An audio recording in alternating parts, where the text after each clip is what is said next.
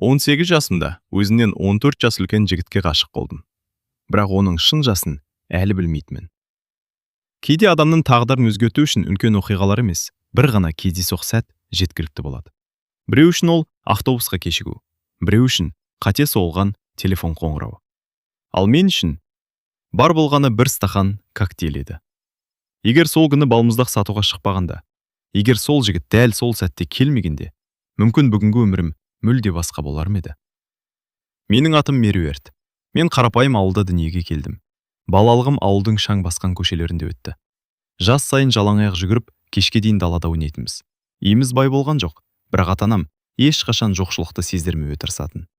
Мен 11 жасқа толғанда өміріміз күрт өзгерді. Әкем, балалардың болашағы үшін қалаға көшеміз деді. Бұл шешім бәріміз үшін оңай болған жоқ. Анам ауылын қимады, әжем көз жасын тия алмады. Ал мен болсам, алғаш рет үлкен қаланы көруге қуанып жүрген бала едім. Сол кезде біздің отбасымызда төртеу едік.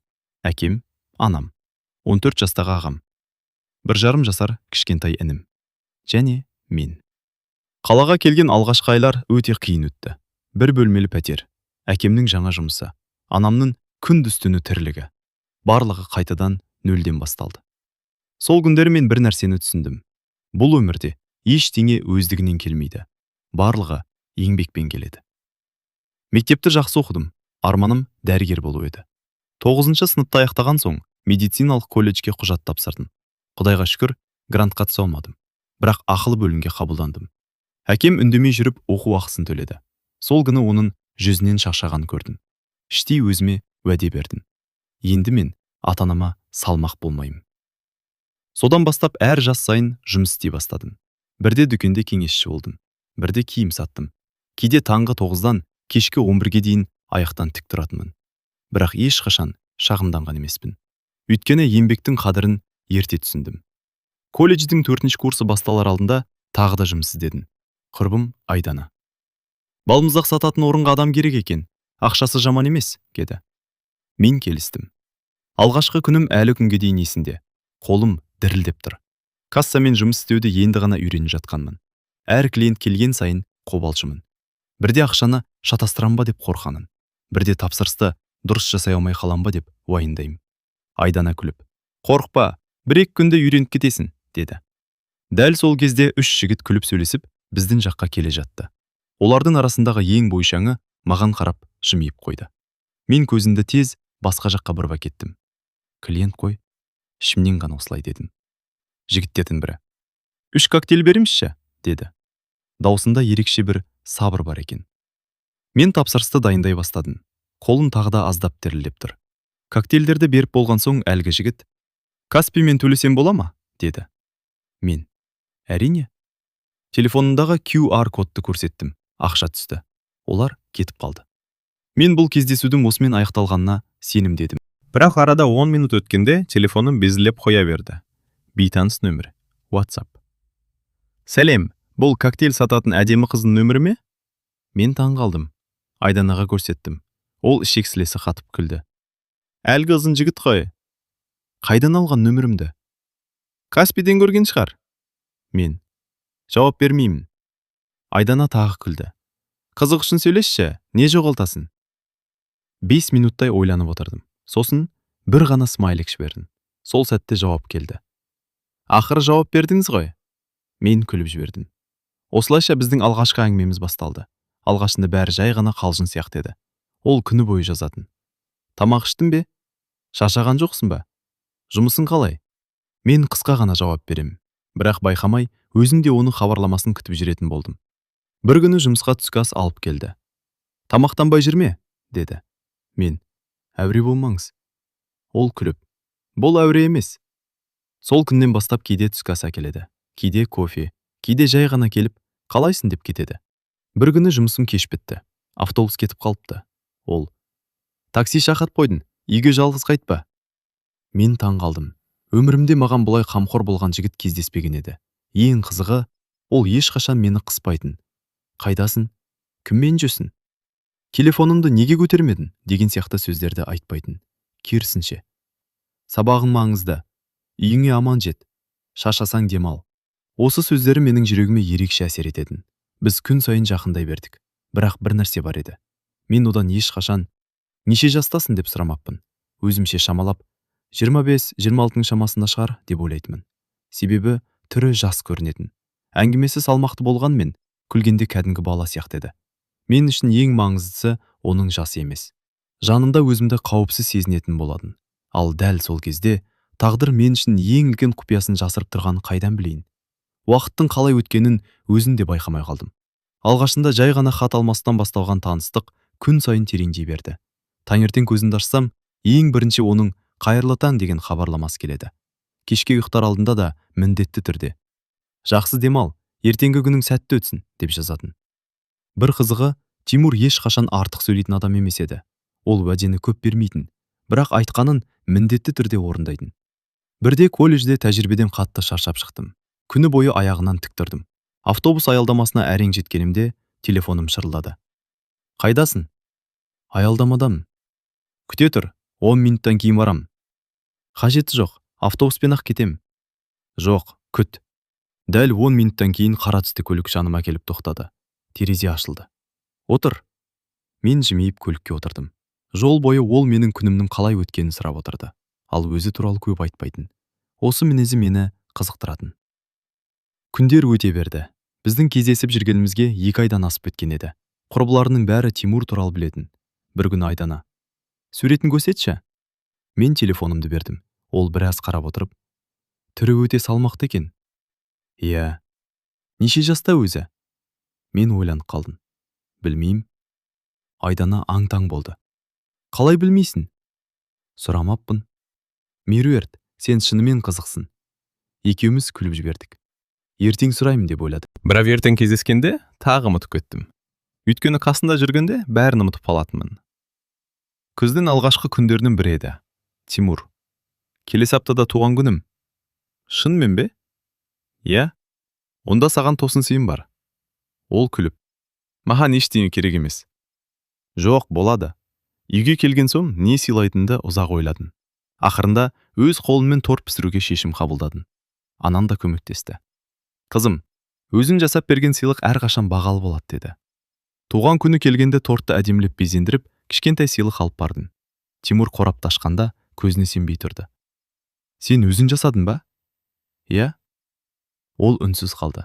Сосын жай ғана: "Өмірімде маған ешкім осылай сыйлық жасап көрмепті." Даусынан толқығаны байқалып тұрды.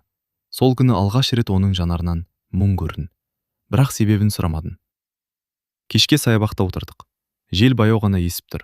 Адамдар аз. Мен кенеттен күліп: "Айтпақшы, не болды? Неше жасқа толдың?" Ол еш ойланбастан: "25-ке." "Ей, жас екенсің ғой." Екеуміз күліп жібердік. Менің көңілім орнына түсті. Дәл ойлағанымдай екен деп қуанып қойдым. Ол кезде оның осы жауабы кейін қанша ұйқысыз түн сыйлайтынын білмедім. Сол күннен кейін де бәрі жақсы жалғаса берді. Біз бұрынғыдан да жақын болдық.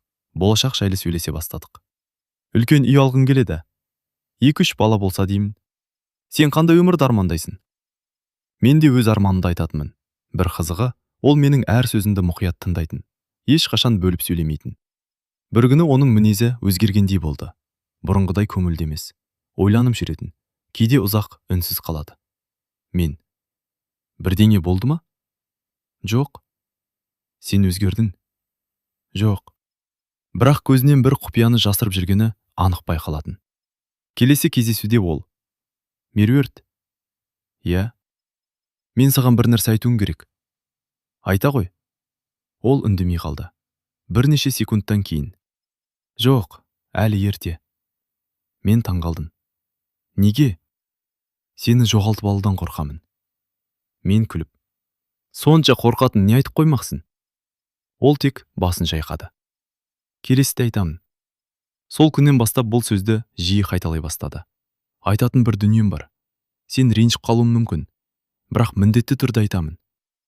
Мен әртүрлі ойлай бастадым. Мүмкін бұрын сүйген қызы болған шығар. Мүмкін қарызы бар шығар. Әлде бұрын үйленген бе? Біздің танысқанымызға 4 айға жоқтап қалған кез. Түнгі сағат 12-ден асқан. Мен ұйықтауға дайындалып жатқанмын. Телефоным шырылдады. Экранда Тимурдың есімі тұр. Мұндай уақытта ол ешқашан хабарласпайтын. Жүрегім бірден дүрсілдеп кетті. Алло. Даусы өте байсалды шықты. Ұйықтап жатырсың ба? Жоқ. Маған сенімен сөйлесу керек. Не болды? Ұзақ үнсілдік. Сосын баяу ғана. Мен саған бір шындықты айтуым керек. Айта ғой. Мен осы уақытқа дейін айта алмай жүрдім. Неге? Себебі сені жоғалтып алам ба деп қорықтым. Мен күлкімді жасыра алмай. Ей, ажырасқанмын. Балам бар демесең болды. Телефонның ар жағынан оның жеңіл күрсінгені естілді. Жоқ. Онда не? Мен ешқашан үйленген емеспін. Жақсы. Балам да жоқ. Онда не болды? Тағы үнсіздік. Бірнеше секундтан кейін ұзай ғана. Мен 25 жаста емеспін. Мен орнымнан тік отырып кеттім. Не дедің? Мен саған өтірік айттым. Жүрегім тарс-тұрс соғып кетті. Онда неше жастасың? Телефонның ар жағынан оның баяу шыққан даусы естілді. Мен 32-демін. Мен 32-демін. Ол осы сөзді айтқанда уақыт тоқтап қалғандай болды. Құлағым естігенмен миым қабылдай алмады. Не? Мен 32-демін. Телефонды құлағыма қысып үнсіз отырмын. Жүрегім тарсылдап соғып тұр. Бұл қалжың шығар. Мені тексеріп тұрған болар. Мүмкін қате айтып қалған шығар. Бірақ Тимурдың даусы бұрынғыдан да байсалды еді. Кешір мені. Мен бірінші рет оған ашулан. Сен не айтып тұрсың? Шындықты айтып тұрмын. Жоқ, мүмкін емес. Мүмкін. Көзімнен жас ыршып кетті. Сонда 4 ай бойы маған өтірік айтып жүрдің бе? Телефонның ар жағында ұзақ үнсіздік орнады. Иә. Осы бір ғана иә деген сөз менің жүрегімді ауыртып жіберді. Сол түні біз 2 сағатқа жуық сөйлестік. Менің санамда жүздеген сұрақ. Неге? Неге бірінші күн айтпадың? Неге туған күнінде тағы өтірік айттың? Неге дәл қазір ғана айтып тұрсың? Тимур ауыр күрсінді. Себебі сені жоғалтып алудан қорықтым. Сондықтан өтірік айттым ба? Алғашқы күні сенің жасыңды білдім. 18-де екеніңді естігенде сөйлеспей кеткім келді. Мен үнсіз қалдым. Бірақ қолымнан келмеді. Күн өткен сайын саған үйреніп қалдым. Кейін айтамын дедім. Бірақ күн сайын айту қиындай берді. Сенің көзіңе қарап тұрып өтірік айтқым келмейтін. Сондықтан бүгін бәрін мойындадым. Ол сөйлеп болғанда менің жүрегімде 2 түрлі сезім арпалысып жатты. Бірі, ол сені алдады. Екіншісі, бірақ өзі келіп мойындады. Таң ата көзелмедім. Терезеден күннің шыққанын қарап отырдым. Басында тек бір ой. 14 жас. 14 жыл. Бұл аз айырмашылық емес. Мен небәрі 18-демін, ал ол 32-де. Ол менің ағамның құрдасы емес. Тіпті әкемнен небәрі 9 жас кіші. Осы ой жанымды жегідей жеді. Таңғы ас үстінде анам. Қызым, не болды? Түрім бозарып кетіпті ғой. Ештеңе. Ұйықтамадың ба? Сабақ туралы ойланып жүрмін. Өтірік айттым. Өйткені шындықты айтуға қорықтым. Колледжге бардым, бірақ сабақ тыңдай алмадым. Оқытушының айтқаны құлағыма кірмейді. Үнемі Тимурдың сөзі есіме түседі. Мен 32-демін. Үзілісте Айдана менің көңілсіз отырғанымды байқап қалды. Не болды? Айдана. Иә? Егер жігідің өз жасын 4 ай бойы жасырып жүрсе, не істер едің? Ол таңырқап қалды. Не айтып тұрсың? Мен бәрін айтып бердім. Бір сөзін қалдырмай. Айдана ұзақ үндемеді. Сосын, мен болсам кетер едім. Бұл жауапты естігім келмеген шығар. Өйткені дәл сол жауаптан қорқып жүргенмін. Сен де кет. Кейін кеш болады. 14 жас деген өте үлкен айырмашылық. Мен үндемедім. Кешке Тимур тағы хабарласты. Мен көтермедім. Тағы қоңырау. Тағы. 10 рет. 20 рет. Мен жауап бермедім. Ертеңіне жұмысқа бардым. Түске қарай Айдана. Меруерт. Не? Сыртқа шықшы. Есіктің алдына шықсам, Тимур тұр. Бірақ бұл жол бұрынғыдай күлімсіреп тұрған жоқ. Көзі қызарып кеткен. Түнімен ұйықтамағаны көрініп тұр. Мені көріп, ақырын ғана. 2 минут сөйлесейікші. Мен үндемедім. Егер сөйлескің келмесе кетемін, бірақ бір ғана өтінішім бар. Мен басымды изедім. Екеуміз жақын жердегі саябаққа барып отырдық. 5 минутта ешкім үндемеді. Сосын Тимур қалтасынан әмиянын шығарып, ішінен жеке куәлігін алып маған созды. Мә! Мен таңырқап қарадым. Ашық қара. Қолым дірілдеп құжатты аштым. Туған жылы. Расымен де. Ол ештеңе өтірік айтпаған екен. Жасы 32. Қолым қалтырап кетті. Құжатты жауып қайта бердім. Енді сенбейтіндей себеп жоқ. Иә. Ол көзімді тіке қарап. Мен саған тағы бір рет өтірік айтпаймын. Егер бүгін кетемін десең, ұстамаймын. Бірақ бір нәрсені біл. Мен сені шын жақсы көрем. Жасыма қарап емес, жүрегіммен жақсы көрдім. Оның көзіне алғаш рет жас үйірілгенін көрдім. Мен де жылап отырдым. Үйге қайтып келе жатқанда автобус терезесінен сыртқа қарап ұзақ ойландым. Оны кешіруім керек пе? Әлде осы жерде бәрін тоқтатуым керек пе? Бір жағынан ол мені алдады. Екінші жағынан осы 4 айдың ішінде ол маған бір ретте дауыс көтерген жоқ. Бір ретте қызғанышпен қыспады. Киіміме араласпады. Достарымен сөйлеспе деп айтпады. Үнемі қамқор болды. Қасымнан табылды. Сол мінезінің бәрі көз алдыма келе берді. Мен жүрегім мен ақылымның ортасында қалған едім. Сол түні өзіме бір ғана шешім қабылдадым. Мен оған соңғы бір мүмкіндік беремін. Бірақ бұл шешім мені қандай сынақтардың күтіп тұрғанын әлі білмейтін еді. Тимурға тағы бір мүмкіндік бергеннен кейін өміріміз қайтадан бұрынғы қалпына келгендей болды. Бірақ бір нәрсе өзгерген еді. Бұрын мен оған ештеңеден күмәнданбай қарайтынмын. Ал енді әр сөзін, әр әрекетін іштей саралайтын болдым. Тағы бір нәрсені жасырып жүрген жоқ па? Шынымен, осы адамға өмірімді сеніп тапсыра аламын ба? Осындай ойлар мазамды алатын. Бірақ уақыт өте келе Тимур сол сенімді қайтадан ақырындап қайтарды. Бір күні сабақтан кеш шықтым. Сыртта жаңбыр құйып тұр екен. Қолшатыр алмай шыққанын, автобус аялдамасында тоңып тұрғанымда бір көлік қасыма келіп тоқтады. Терезе жайлап ашылды. Отыр. Тимур, сен қайдан жүрсің? Жаңбыр жауатын таңертең көрдім. Сондықтан келдің? Бірақ мен саған айтқан жоқпын ғой. Айтпасаң да, бүгін практикаң ұзаққа созылатын білетінмін. Мен үнсіз көлікке отырдым. Жол бойы ештеңе демедім. Тек ішімнен, ол мені шынымен ойлайды екен деп отырдым. Күндер өтіп жатты. Біздің арамыздағы сенім қайта нығая бастады. Тимур бұрынғыдан да сабырлы болатын. Ешқашан мені асықтырмайтын. Сабағыңды бірінші орынға қой. Ата-анаңды ренжітпе. Дипломыңды алып шық. Осындай сөздерді жиі айтатын. Кейде өзін таңғалатынмын. Өйткені құрбыларының жігіттері үнемі қызғанып ұрсып жүретін. Бірінің жігіті телефон тексереді.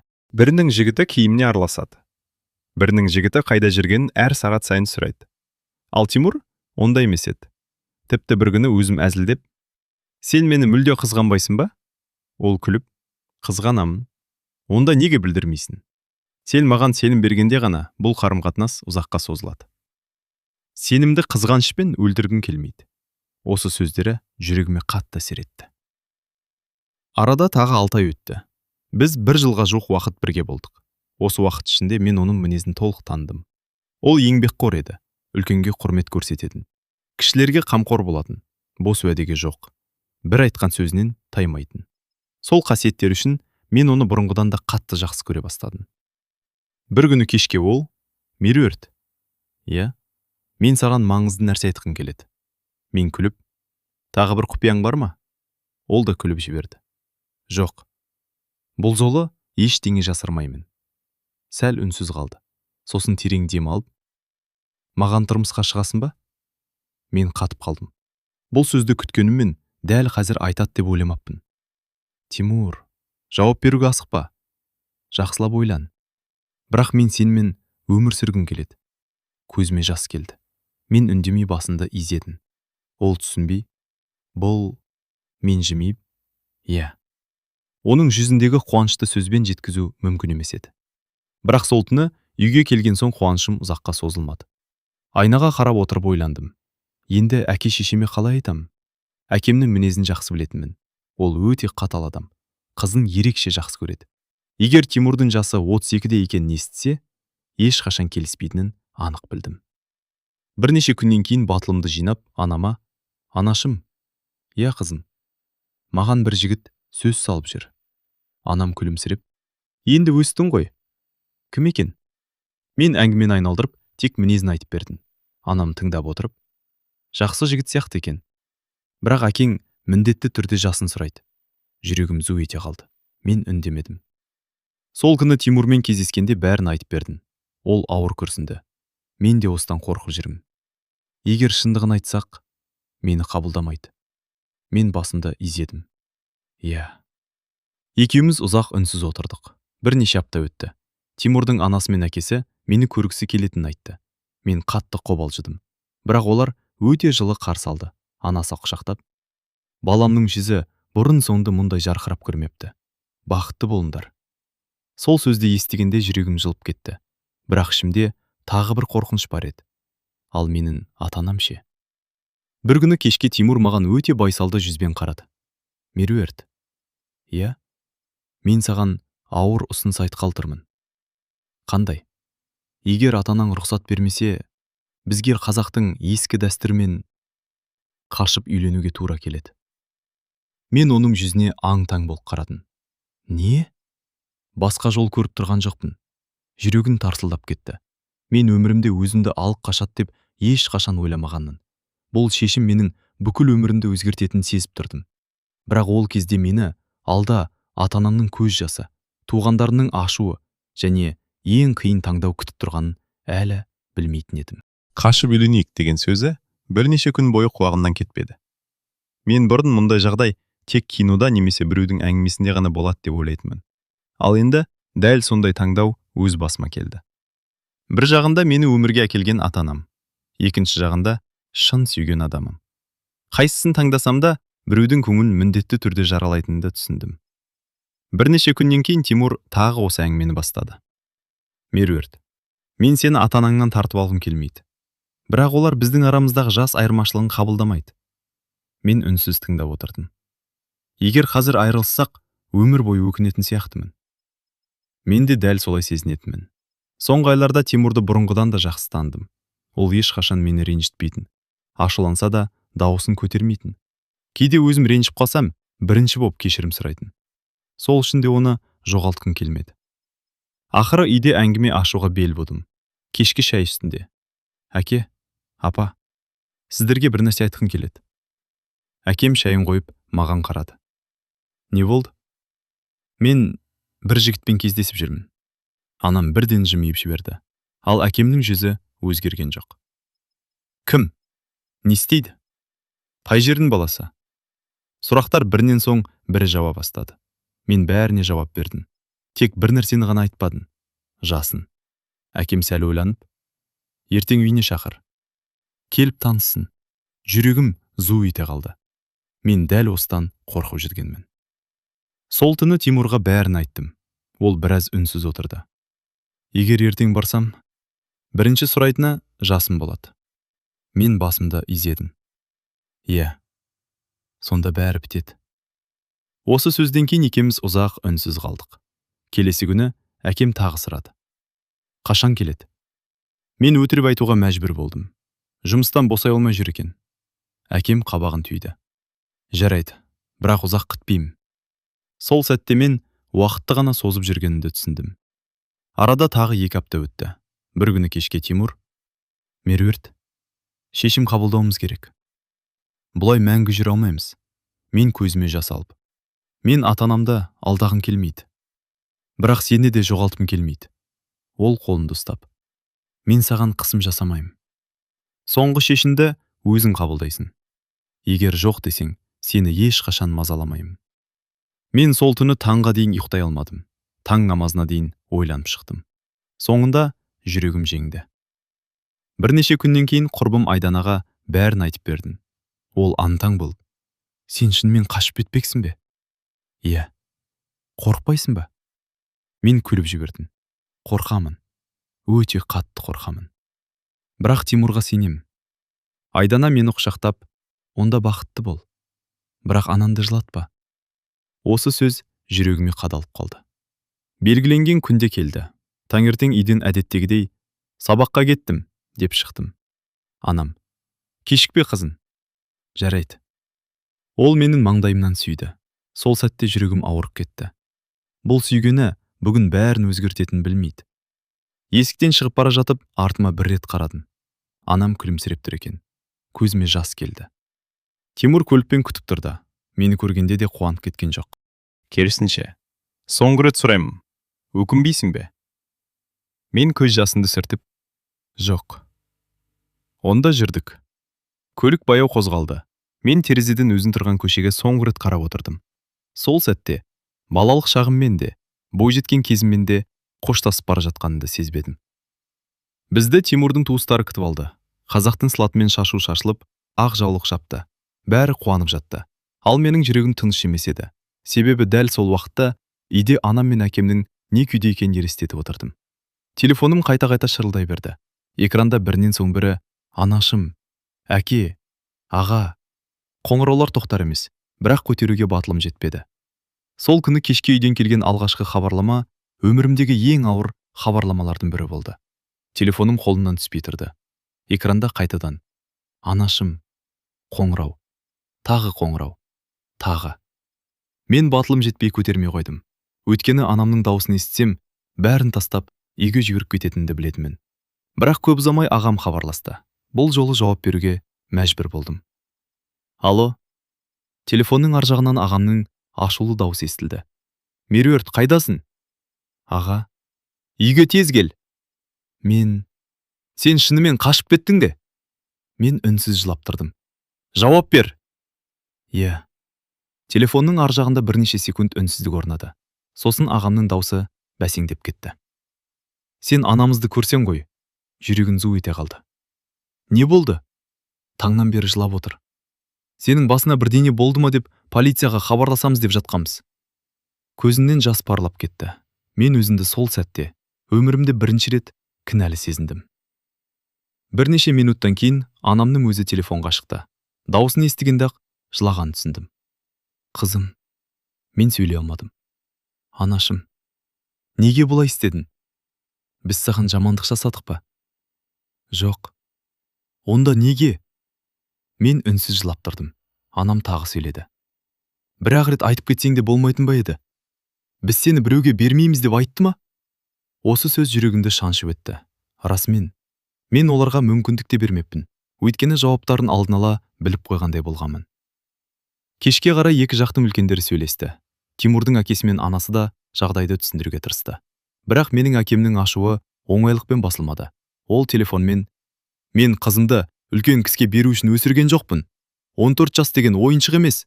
Қызымды алдап алған», деп қатты ренжігенін естідім. Менің көзімнен жас тоқтамады.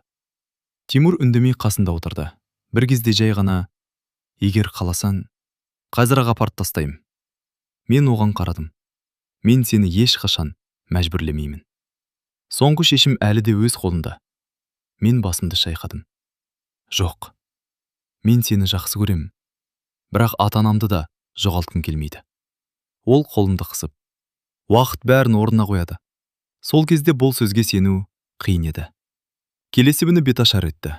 Жұрттың бәрі күліп, қуанып жүр. Ал менің жүзінде күлкі жоқ. Әркім бақытты болыңдар, көп балалы болыңдар деп тілек айтып жатыр. Ал мен ішімнен тек анам мен әкем мені кешірсе екен деп тілеп тұрдым. Бір апта өтті. Әкем әлі сөйлеспеді. Анам анда-санда ғана хабарласады. Әңгімеміз ұзаққа бармайтын. Екеуміз де жылап қалатынбыз. Бір күні анам: «Қызым, бақыттысың ба?» Мен ойланып қалдым. Жанымда отырған Тимур ас үйде шай қойып жүр екен. Соңғы бір аптада ол менің көңілімді көтеру үшін қолдан келгеннің бәрін жасап жүрді. Мен ауырып қалсам дәрі әкеледі, тамақ дайындайды. Ата-анаңды сағынсаң, барып кел дейді. Бірде-бір рет енді сен тек менікісің деп айтқан емес. Сол сәтте мен жүрегімдегі шындықты түсіндім. Иә, анашым, мен бақыттымын. Телефонның ар жағында анам үнсіз қалды. Сосын жай ғана: «Онда бақыттарымыз ақ болсын». Ол алғаш рет Тимур туралы жаман сөз айтқан жоқ. Бұл мен үшін кішкентай болса да үлкен үміттің белгісі еді. Арада бірнеше ай өтті. Бір күні күтпеген жаңалық болды. Қолымдағы жүктілік тестінде 2 сызық тұрды. Қолым дірілдеп кетті. Тимурға көрсеткенімде ол бір сәтке қатып қалды. Сосын балаша қуанып, мені құшақтап алды. Мен әке боламын. Оның көзінен қуаныштың жасын алғаш рет көрдім. Ал менің ойымда бір ғана тілек болды. немересінің дүниеге келетінін естігенде әкемнің жүрегі жібісе екен. Бірақ алда бізді бұдан да үлкен сынақ күтіп тұрған еді. Жүктілік туралы жаңалықты естіген күні Тимур екеуміз ұзақ уақыт үнсіз отырдық. Қуанышымызда шек жоқ, бірақ сол қуаныштың ішінде бір мұң да бар еді. Менің ата-анам әлі бізді толық қабылдамаған болатын. Әсіресе әкем. Үйленгенімізге бірнеше ай өтсе де, ол менімен сөйлеспейтін. Мен хабарлассам, телефонды анама беретін. Жүрегім ауыратын. Уақыт өте берді. Ішім күн сайын үлкейіп келе жатты. Тимур мені бұрынғыдан да қатты күте бастады. Таңертең жұмысқа кетер алдында: "Дәріңді іштің бе? Дәрігерге уақытында барамыз. Ауыр зат көтерме." Кешке үйге қолына міндетті түрде жеміс-жидек алып келетін. Мен кейде күліп: "Осынша еркелетті. Кейін үйреніп кетен." Ол да күліп: "Сен бұдан да артығына лайықсың." Жүктіліктің 7-ші айында анам алғаш рет үйімізге келді. Есікті ашқанда екеуміз үнсіз бір-бірімізге қарап қалдық. Келесі сәтте құшақтасып ұзақ жыладық. "Қызым, кешірші. Анашым." Екеуміз бір-бірімізден кешірім сұрап жаттық. Анам ішімді сипап: "Немерем аман болсын" деді. Сол күні үйге кетерінде Тимурға қарап: "Қызыңды жылатпа. Аманатын саған тапсырдым." Тимур басын иіп: "Уәде берем." Бірақ әкем әлі келмеді. Тіпті немересі дүниеге келетінін естісе де, мен іштей қатты қиналдым. Күндердің күнінде толғағым басталды. Тимур абдырап қалды. Бірақ сыр білдірмеді. Қолымнан ұстап: "Бәрі жақсы болады. Мен жаныңдамын." Перзентханаға келгенше қолымды бір сәтте жіберген жоқ. Бірнеше сағаттан кейін дүниеге біздің тұңғыш ұлымыз келді. Дәрігер: "Ұлды болдыңыздар" дегенде, Тимурдың жүзі балаша қуанып кетті. Ол алғаш рет ұлын қолына алған кезде үнсіз жылады. Мен де жыладым. Өйткені бұл біздің махаббатымыздың ең үлкен сыйы еді. 2 күннен кейін палатада отырғанмын. Анам жанымда. Кенет есік ашылды. Мен басымды көтеріп қарадым. Есіктің алдында әкем тұр. Қолында гүл. Екінші қолында кішкентай ойыншық. Бір сәтке көзіме сенбедім. "Әке." Ол үндемей маған жақындады. Бесікте жатқан немересіне ұзақ қарады. Сосын маған бұрылып: "Талайсың, қызым." Осы бір ауыз сөзді естігенде көз жасымды ұстай алмадым. Мен орнымнан тұрып әкемді құшақтадым. "Кешірші, әке." Әкем де көз жасын сүртіп: "Мен де қатты ренжідім. Бірақ сен бәрібір менің қызымсың." Палатада тұрғандардың бәрі үнсіз қалды. Анам да жылап тұр. Тимур сыртта тұрған екен. Әкем оған қарап: "Қызымды ренжітпе. Егер көзінен бір тамшы жас шықса, алдынан мені көресің." Тимур бірден: "Уәде беремін." Сол күнім алғаш рет Тимурдың қолын қысты. Бұл біздің отбасы үшін жаңа бастама болды. Арада 2 жыл өтті. Алла бізге тағы бір ұл сыйлады. Үйіміз бұрынғыдан да көңілді бола түсті. 2 бала үйдің ішін күлкіге толтырды. Ал әкем қазір немерелерін еркелетіп үйіне алып кететін атаға айналды. Кейде сол кісінің балалармен ойнап отырғанын көріп, еріксіз күліп қоямын. Қазір үйленгенімізге 4 жыл болды. Кейде адамдар: "Жас айырмашылығы қиын емес пе?" деп сұрайды. Мен әрқашан бір жауап беремін: жастың айырмашылығы емес, адамның мінезі маңызды. Иә, біздің жолымыз оңай болған жоқ. Көз жасы да болды, қарсылық та болды, өкініш те болды. Бірақ бүгін артыма қарап, бір нәрсені анық түсінемін. Егер сол күні балмұздақ сатықтырмасам, егер Тимур достармен коктейль алуға келмегенде, мүмкін дәл бүгінгідей бақытты отбасы болмас едім. Өмір кейде адамды ең күтпеген жолмен өз бақытына жетелейді. Ал біздің оқиғамыз соның дәлелі болды.